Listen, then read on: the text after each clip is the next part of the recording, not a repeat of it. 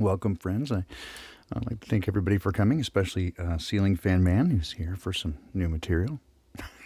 Just giving you a hard time there, my friend.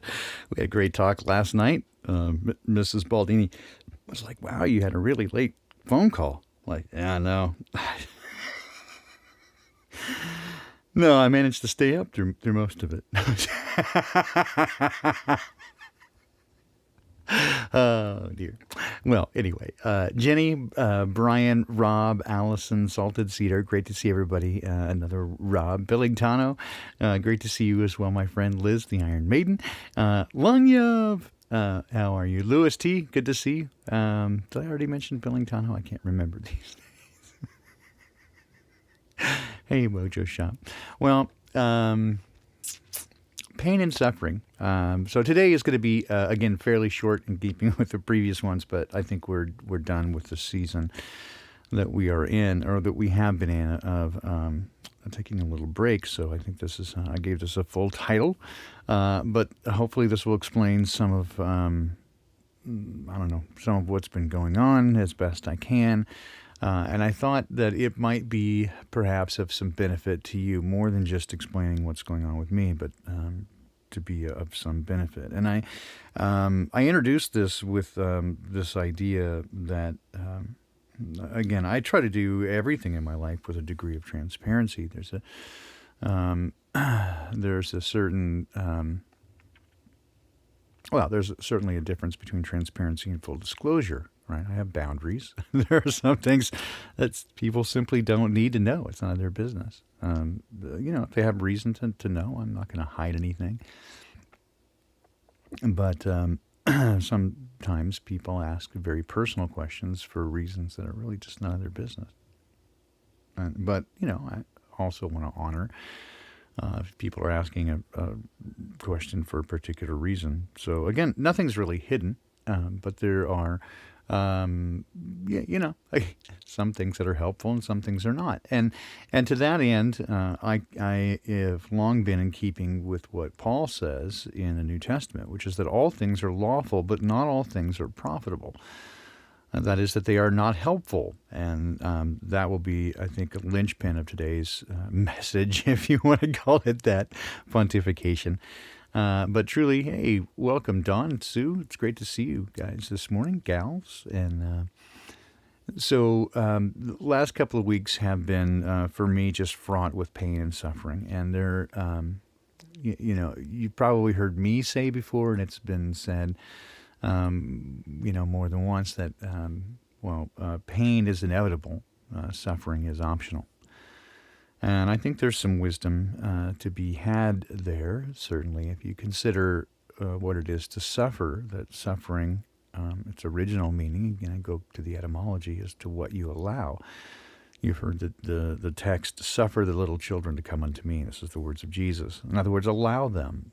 What will you suffer? He would suffer it not. In other words, he wouldn't allow it. So to suffer something is to allow it. And so when we are suffering something, we allow it to occur. So pain may be inevitable, and largely pain, in my observation, is caused by the gap, the chasm often, between what we want and what actually occurs. Simply, things are painful because we do not wish to engage in them, or we would want some other outcome.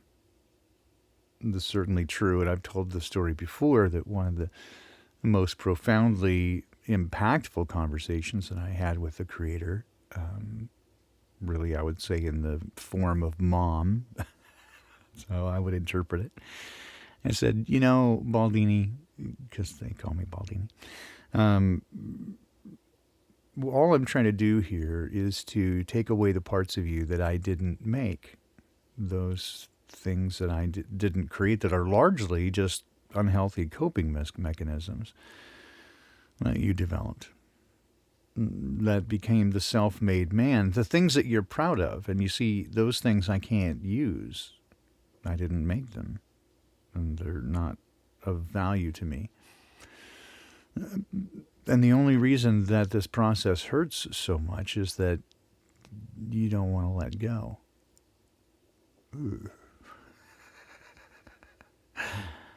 So, yeah, it's difficult, especially when he's right, and he always is. So, there's that. Only one of us in this relationship is perfect, and it's not me. So no, not physical pain. And although I have been in some amount of physical pain, certainly, to be sure, and still have the scars to prove it. But much of our life, it seems, is driven by these two factors, which are, and we've talked about this numerous occasions, or at least I have, which is fear. Fear to me being the opposite of love, that fear is not, or that hate is not the opposite of love, but rather that fear is. Fear is a powerful motivator, and that most people's lives are driven, in fact, by fear. And the other aspect, of course, is avoidance of pain, to avoid pain. So that people are driven by these two negatives rather than going towards the positives. And so their life is entirely driven by trying to simply avoid a negative outcome, which you can probably imagine where that might lead.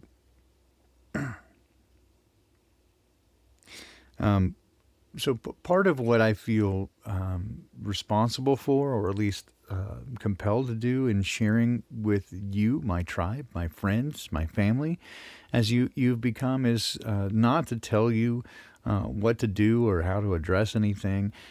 Certainly, I kind of vary from some other content creators, and then I don't go researching down some of these rabbit trails. I mean, I do research them. It's just not. I'm not going to tell you about them so much. I just assume that you're going to do the research yourself. All right. Oh, hello, Nachiketa. Pleasure to see you, my friend, from all the way across the plain. It's not really the purpose of this channel to dig into some of these rabbit holes, although, again, from time to time we certainly do, and I have more things to consider when it comes to things like water and vibration, frequency, that sort of stuff, all the fascinating things that we're into. So certainly we're going to take continue to look at those things. But much of what I want to address here is what came out of the Awakening Project. One of the major things is addressing the emotional aspects of our lives, and that is how rapidly it changes, especially, again, your relationships, when your paradigm shifts so dramatically that you see the world in a different light. And, of course, many people have this come to Jesus moment, right, where they want to go tell everybody, and they want to give them this great information and set them free, right? Here's the truth, and the truth will set you free. Hallelujah. And then everybody says, wait, what are you, fucking crazy? And they treat you like you are. And then in the current society, if you have divergent thoughts and beliefs, then now you're the enemy and you're dangerous. And so that creates some very complex relational circumstances, especially in the long term. Relationships and those that are important to you. So more than just the relationships with your grocer or even coworkers, those that with you, you don't really have a choice to be around, that you're just there. But then you've got family and intimate relationships and children. What do you do with that when you have adult children who think that you're crazy, right? These are complex and difficult emotional waters to navigate, and things that I think most of us are now familiar with. And if you're not, you're very lucky indeed.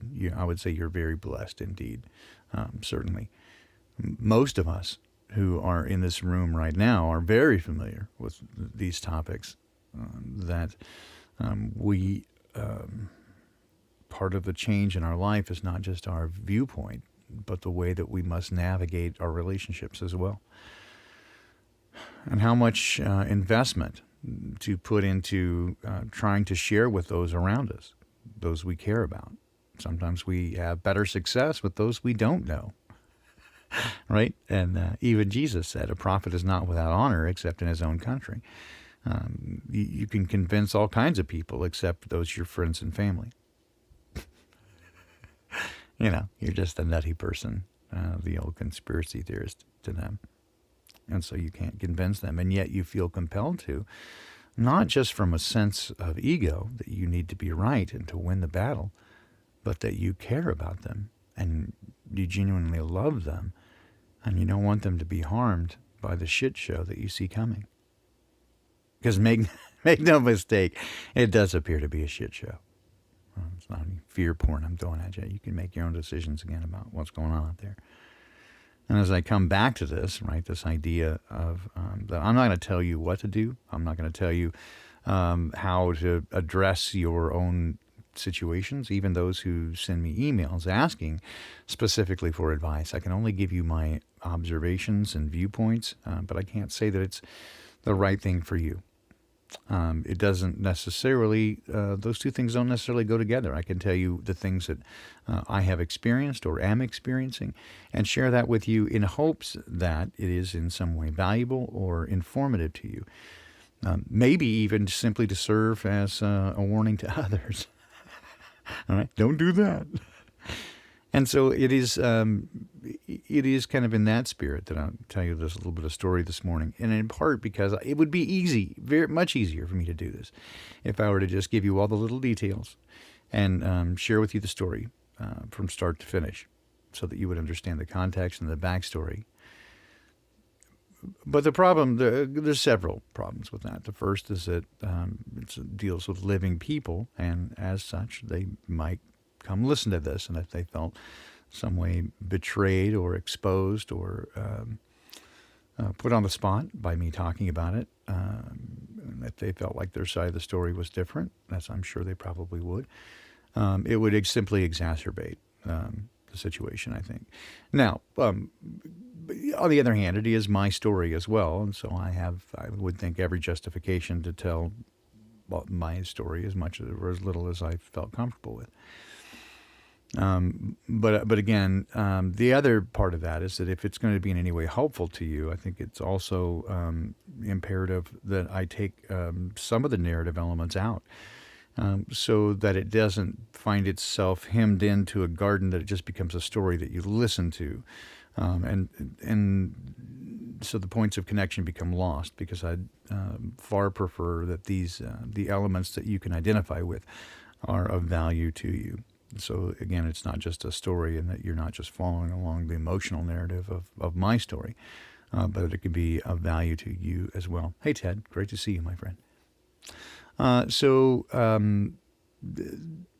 Really, this has to do with these ideas of how much investiture to put into those around you, who, especially some who now find you in the crosshairs of their weapon of choice, because you do not agree with them. And it's someone, for example, I would say to someone with whom you are already in relationship, a family, a longtime friend, and you're going to see things from differing points of view. And certainly, one of the things that often happens, as you well know, is that very, very often the conversation breaks down pretty quickly from talking about the actual information or the situation to talking about the other person. That becomes attacks simply on the other person, ad hominem attacks. The data, you're not, then arguing about the validity of the data or the arguments or the logic around each one, but simply just attacking the other person. You're just a so-and-so. Right. And then there's the capacity of each participant to be able to separate observations of behavior versus character. For example, you're acting like an asshole. Does that mean you are an asshole, or you're, acting like an asshole? Either behavior, you address a behavior. Hey, it's uncool when you do this. Oh, so you're saying I'm uncool. No, I'm saying that behavior is not acceptable, especially if it crosses a boundary. And keep in mind that boundaries are never about the other person. It's about me, right? So in other words, I simply just don't deal with people who lie. And so someone who is a habitual liar is just not going to get very far with me. They're not going to. I'm not going to deal with them very long at all. It's just not going to happen. And it's not because I don't like that person. I may even find them pleasant or funny or enjoyable to be around, but I can't trust them, right? So that's just it. It's not about them. It's not about that person. It's about the fact that I have this boundary, and anybody who crosses that boundary is going to, get crossways with me because it's my boundary. And so there are certain things that I will and I won't accept. And so, and sometimes that is conditional on the person. In other words, there are some things that I would accept from a younger, less mature person than I would accept from somebody older who should know better. That they would behave in a way that they're showing disrespect, whereas the younger person simply might not know, right? So I can have some avenues of grace for a person and give them the benefit of the doubt.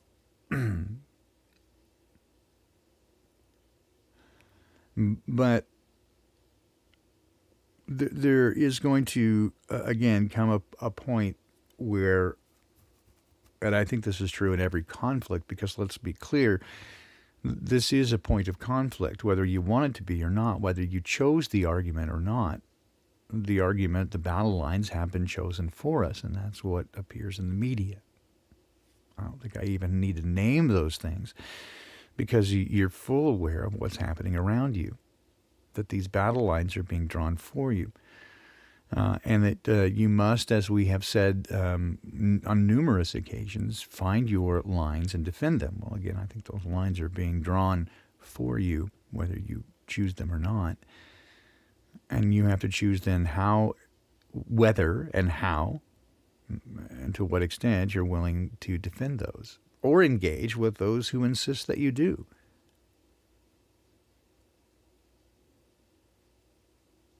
And I hope that you're hearing me here, because there is going to come this place, I think, for all of us, in some place or another, whether that is at work, or whether that is in a marriage, or whether that is in a family, parental or children, whether that is at your green grocer, where these lines are going to be put into place, and you have to make that decision whether to capitulate and acquiesce or to defend them, and what your why is. Right. And I think also this part is exceedingly important and really can't be overstated. And that is, again, coming back to the idea of the pain versus suffering and what we do with it. One of the curious things that's happened over the last couple of weeks, and with no ill will or commentary toward anybody who might be here, my friends who are here now with whom I have relationships, and I often ask questions.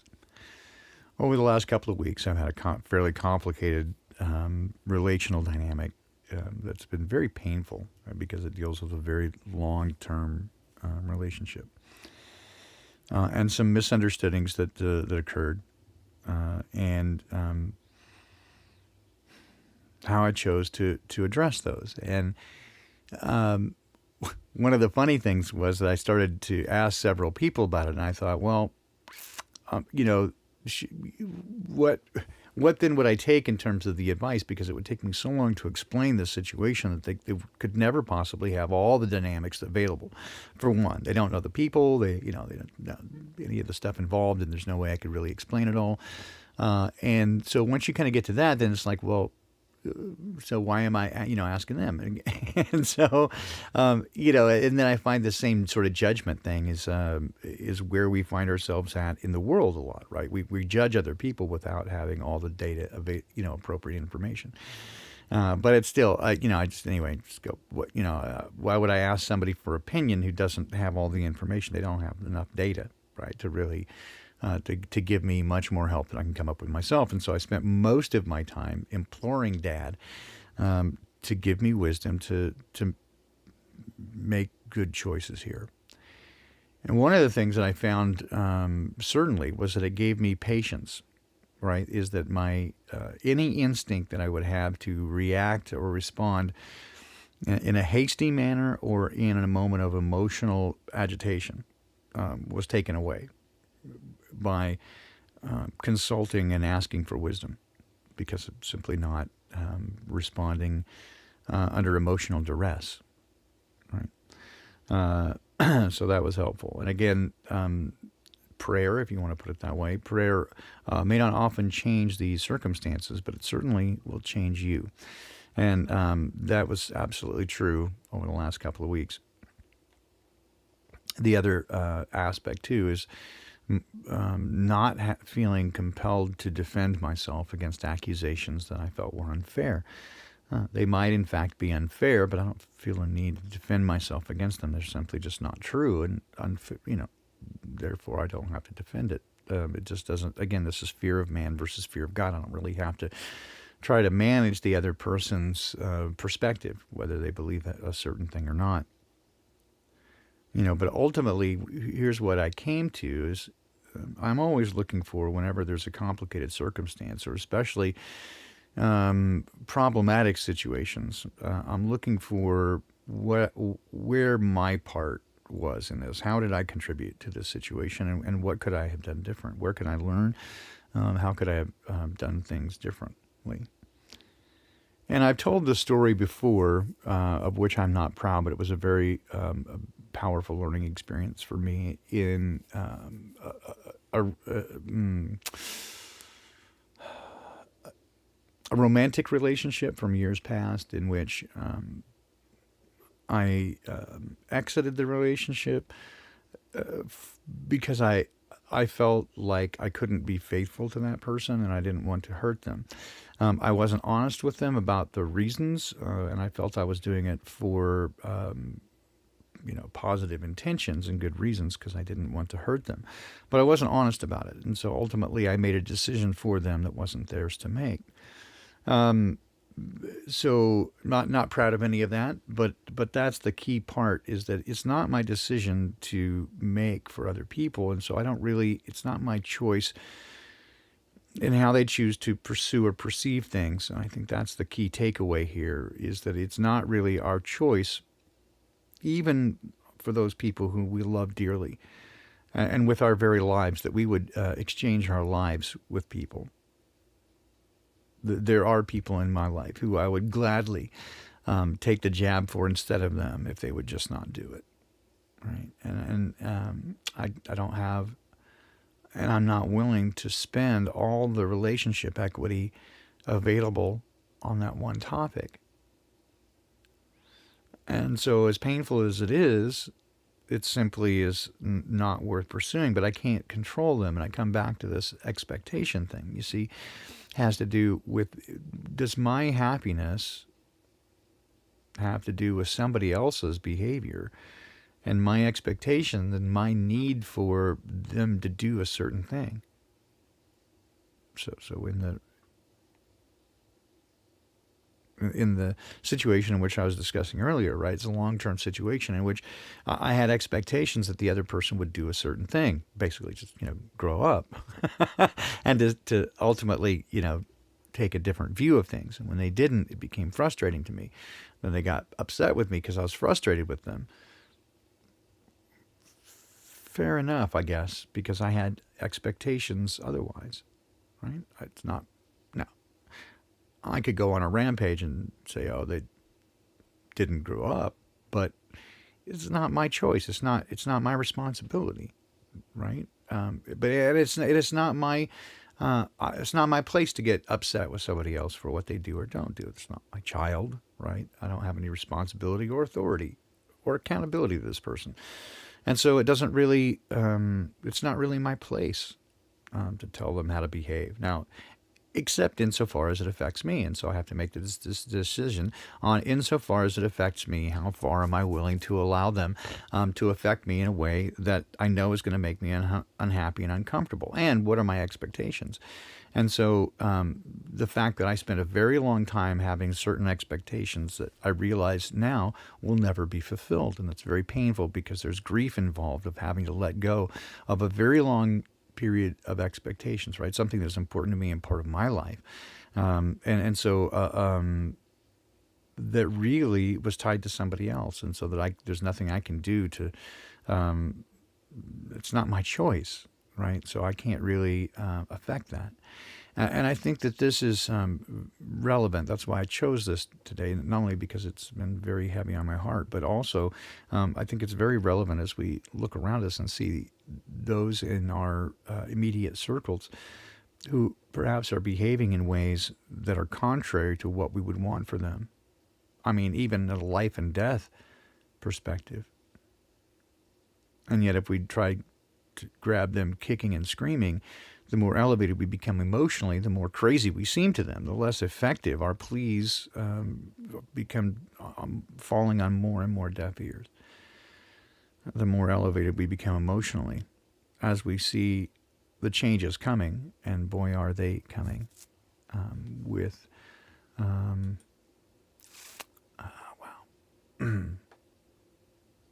certainly speed and amplitude. That's what I can see.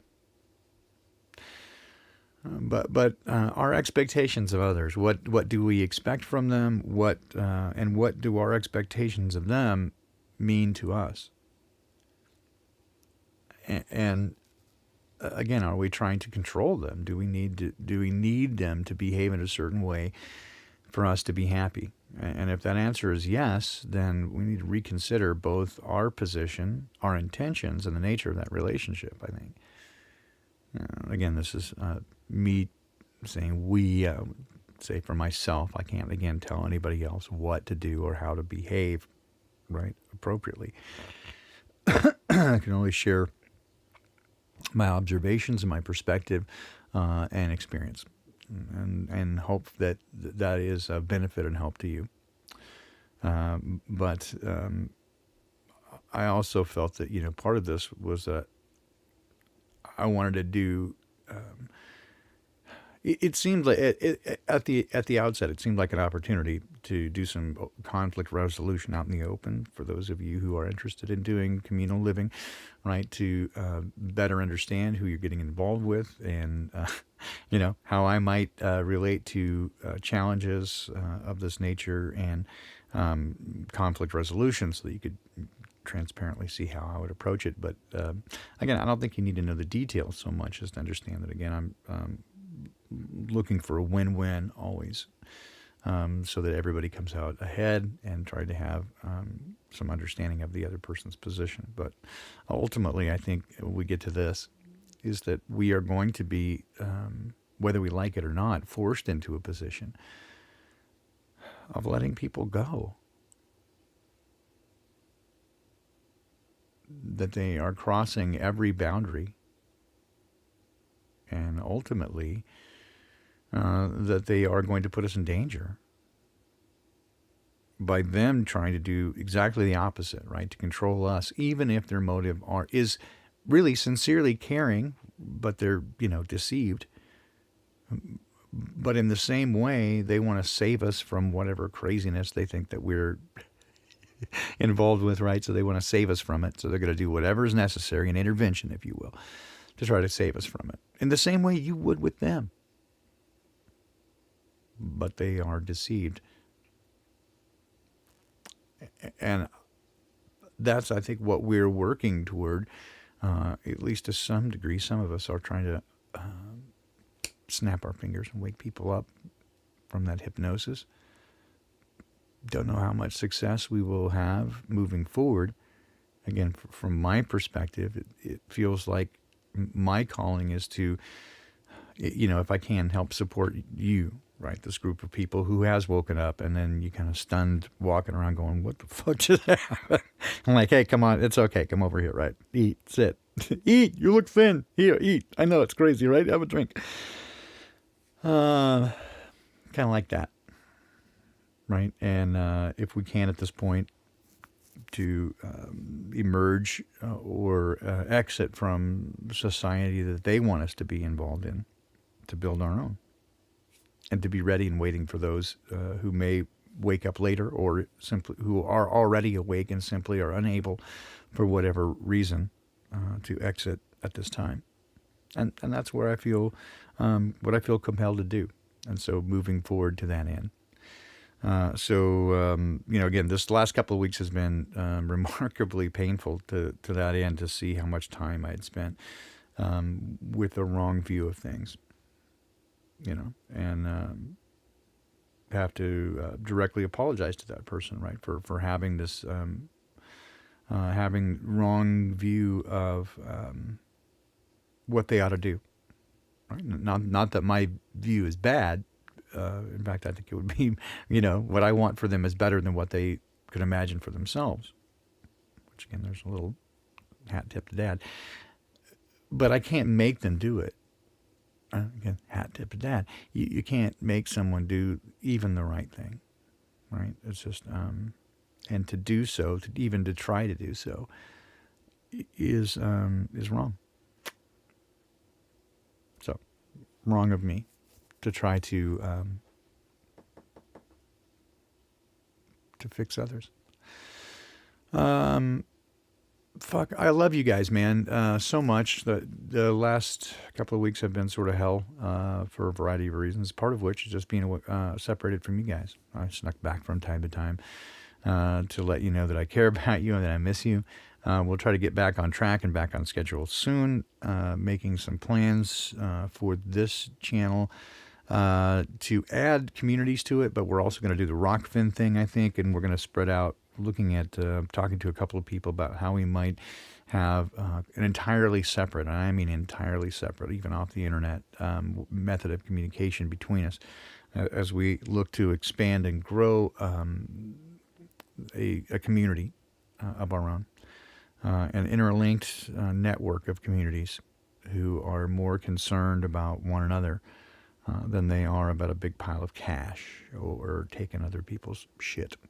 So, Don, I love you too. And the whole crowd here is just is pretty awesome. So, anyway, yeah, we're going to put some stuff together and specific to this communal living idea. So, that'll have its own thing going on. And then I can pursue coming back to the Awakening Project. I need to put a bow on that so we can share the information that we got so far, try to move on to phase 2 and do that. And then, of course, there's the big move to the southeast. And so that is happening this summer. Wifey and I working on that this weekend in earnest. So there you go. We're putting our little checklist together of all the things that need to be done. We've accomplished about 60% of the big ones. Well, of all the things, about 60%, because some of them were very big. Obstacles, hurdles that had to be crossed, and those now being complete. It's time to recalibrate and kind of go, okay, what next? And so looking at all the little bits and pieces so that we don't miss something. So onward and upward we go, and I hope all the best for each of you. If you have anything you'd like to reach out with, certainly send it to me. I love the ideas that have been sent so far. People have been passing along their ideas for the community, different things like that. They pass along the poppycock. Outstanding. Love that. Any information or just, reach out to get to know me better. Love that too. I have been, again, taking a bit of a much needed break and just kind of, again, recalibrating and getting a better sense of what's going on. It's necessary from time to time. And thank you, Donna. Do love you guys so very much. And I think there was more I wanted to say, but I'll probably just pass on that until tomorrow. I got more stuff coming again tomorrow morning. You can join me at 7 a.m. on the West Coast, and that's going to be 10 a.m. on the East Coast. Ancient Wisdom for a Modern World, and a little reading of Proverbs, as well as maybe some other stuff. Yeah, about Big Bear for sure, right? For sure. Okay, so, and then 5 p.m. tomorrow evening, we're going to do something. I haven't lined all that up, but I have some ideas. So I'll be back tomorrow evening as well. So we'll be tomorrow morning, 7 a.m. on the West Coast, 10 a.m. on the East Coast tomorrow evening, 5 p.m., 8 p.m., West and East as well. So join me for that. Hope you do. And if you have any questions, comments, or want your money back guarantee, make sure and hit me up for all that. Trying to put some tunes at you here. What have I got for you today? I will drop this in here. This is my vocal version of one of the last songs that Joe and I put together. It would be about 1995, 96, something like that, called Too Much. Hope you guys have a delightful, wonderful day. And thanks so much for joining me here. We'll be back, again, in the next week, I suppose we'll have a very, a full episode. This has been slightly abbreviated, but starting to get back in the saddle. We've got a lot of stuff to do to get accomplished in the coming days. So that's kind of why a little short thing today. Also, I just wanted to share with you that I have been down in the mouth, and the reasons why are less important, I think, than are the underlying reasons why, which is how we address those around us and the relationships as we continue to draw further back from society. And we're going to have to make these decisions, and we can't have our feet in both ends of the pool. So I guess we got that going for us, which is nice. Take care. Be good to each other. Be well. Just be.